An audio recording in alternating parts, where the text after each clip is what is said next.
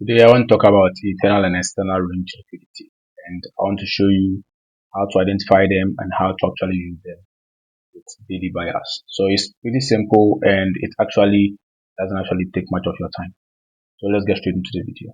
So internal range liquidity is basically key levels. So it can be fair value gaps and other ones, but today we are going to focus mainly on fair value gaps only.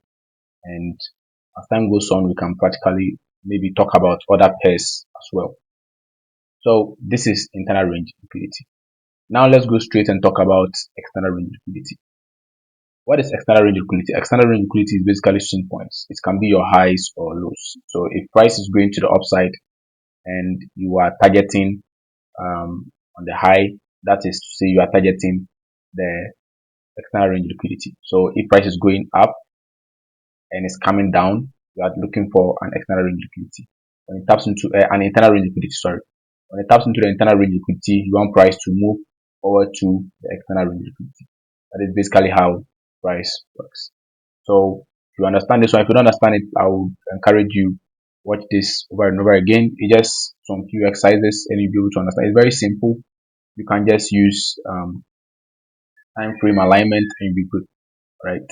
So let's go to the next and talk about um, how it actually works. So what is how it works is that when price actually reaches an external range liquidity, price tries its best to see if it can be able to break. Sometimes it is able to break, most cases it is not. So you are going to see price breaking the low multiple times and eventually has to go back into the external range liquidity. So price goes back into the external range liquidity, as you can see from this particular price point. It goes back and gives you this particular rejection on an internal range liquidity. So from external to internal and internal to external. That is how it works. So this is internal and this is external.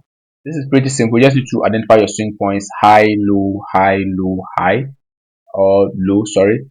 Then the second thing you need to identify is your internal range liquidity. Internal range liquidity basically allows you to know where price is going to reverse from, and from that standpoint, you know what you're going to look out for. So with that information, you are now waiting for price to reverse back into your internal price range, then it heads straight to external.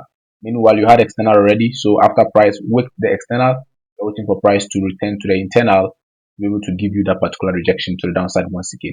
So this is a reoccurring process and it's very, very easy. You don't need to actually know market structure every single time, but the moment you see external and it wakes up, you know that it's going back to internal. And as it's going back into internal, you now know that price is definitely after internal is heading towards external. So let's get into some examples over here. As you can see, price from this particular point, we have price going from internal to external.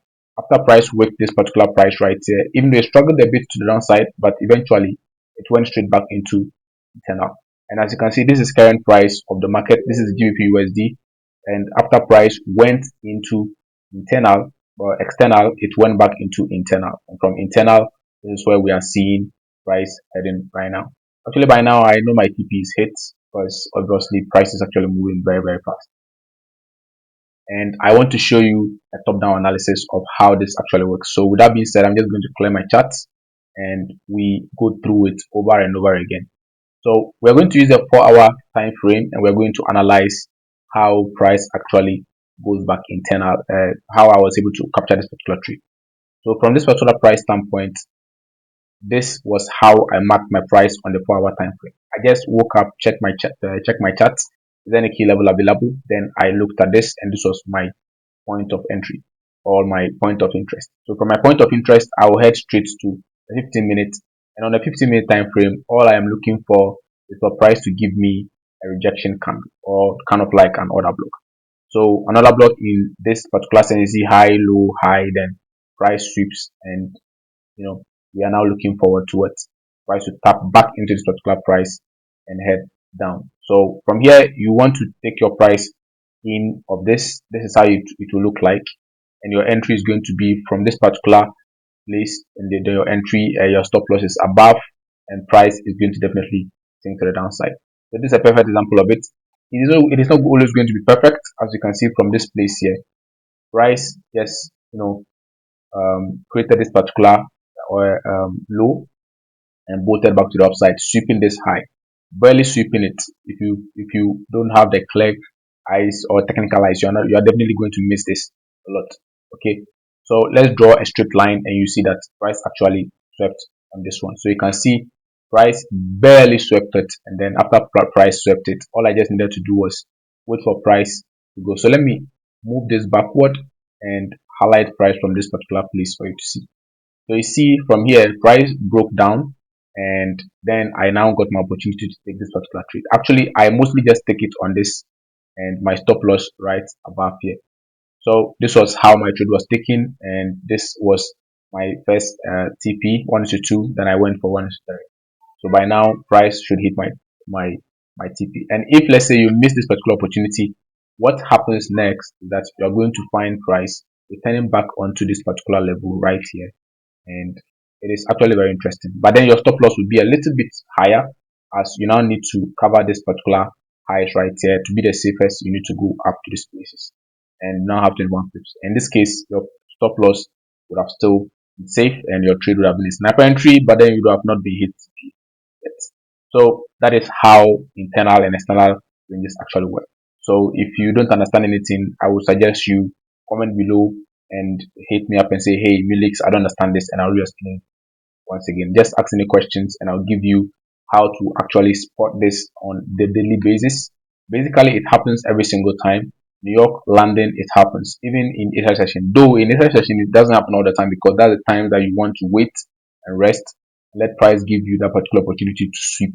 So as you can see in Asia session, this is around it's a like Asian session. Let me change my time frame back to UTC, and then I can be able to identify Asian session for you. Right. So okay, so this is kind of like from 4 a.m. and all this is actually Asian session. From here to here is Asian session. So you want price to sweep this Asian session.